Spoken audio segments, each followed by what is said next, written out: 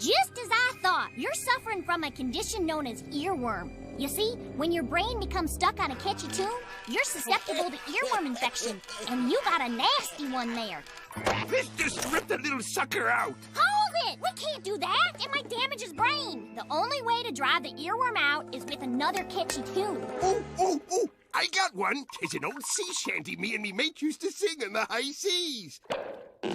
It be drafty and wet on the mighty high seas, the ideal abode for rampant disease. Oh mateys, don't ever weep if I so much as sleep. Cast me into the deep.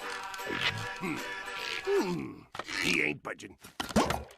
I'll be darned if anybody can resist a Western song while wearing a Western hat. Come here, you. Oh, life on the prairie is lonesome indeed. Not a friend inside amongst the rustle and weeds. So when I get lonesome, I don't have